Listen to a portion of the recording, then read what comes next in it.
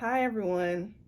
So, this week's discussion is about holding a therapeutic group with soon to be mothers in a local clinic. So, the first question is, what do we believe is vital for this group to learn? There are many things that are vital for this group to learn because the development of a child is very complex. There's many things that they should learn, but the very first thing that I would discuss with the soon to be mothers is their own personal health.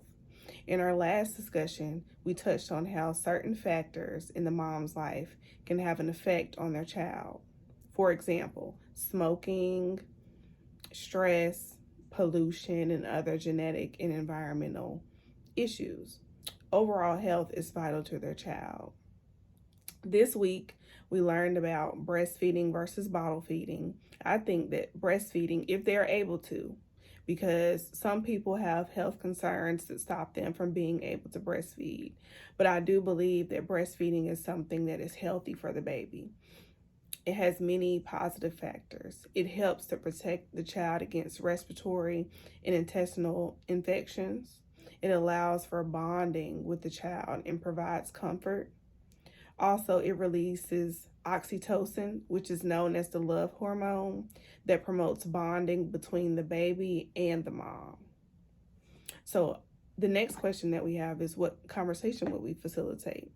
I would facilitate conversation about the mother's health and the baby's health, as far as paying attention to developmental growth and developmental milestones, and being able to identify those milestones so that they will be aware if their child is not quite at the stage developmentally that they should be according to their age. Also, we would discuss expectant and dependent brain growth and examples of that, what examples of that may look like. So examples of expectant brain growth would be interacting with people, bathing before bed, reading a book together. This focuses on the brain's rapid developing organization from ordinary experiences. Dependent brain growth happens throughout our lives. And examples of that would be reading, writing, playing games, or painting. So I would discuss also things such as operant and classical conditioning. So I would focus in on and let the parents, soon to be mothers, know what that means and what that is and what that looks like. So classical conditioning is a learning process that happens when two stimuli are repeatedly paired. An example of this would be a mother singing to their infant every time they nurse. So the infant associates their mother singing with nursing. So the infant begins making sucking motions at the sound of their mother singing. And the baby is anticipating being fed. So that would be an example of classical conditioning. An example of operant conditioning is operant conditioning is a process of learning that employs rewards and punishments for behavior. So examples of that would be they have positive and negative rewards. So a positive reward example would be you get an A on a test, your mom treats you to ice cream. And a negative example would be you leave home early at 9 a.m. for work and you hit traffic. So the next day you leave at 8 a.m. for work and you've learned that behavior from the negative. So a positive punishment would be a child teased his sister, making her cry so loud. The mother puts the child in timeout. The child never teased her sister again. So negative punishment would be a teenager is caught cheating in an exam. The parents then forbid him to use his car and also reduce his allowance. The teenager does not cheat in any exams anymore. So those are just some examples of positive punishment, negative punishment, positive reward, and negative reward.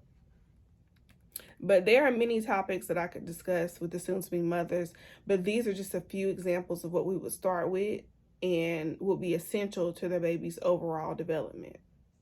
So the next question would be, what advice would I give these expecting mothers? The advice that I would give these expecting mothers would be to pay attention. Pay attention to their environment and their body as well as their child's body.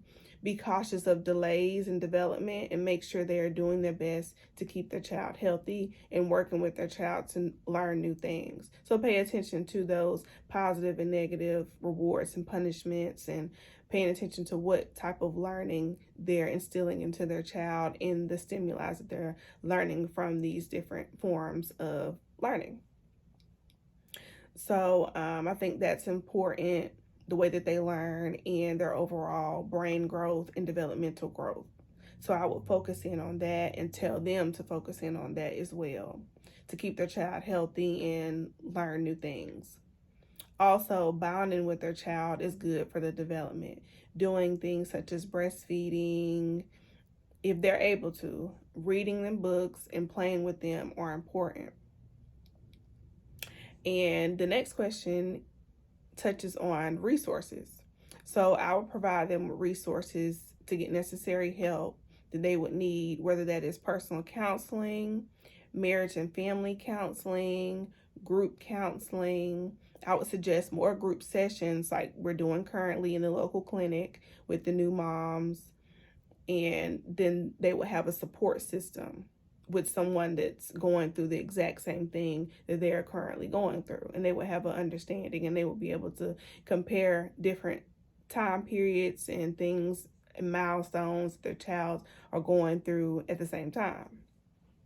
And I would give them support and resources about nutrition and how to do their best at keeping themselves and their baby healthy before, during the pregnancy, and after the pregnancy.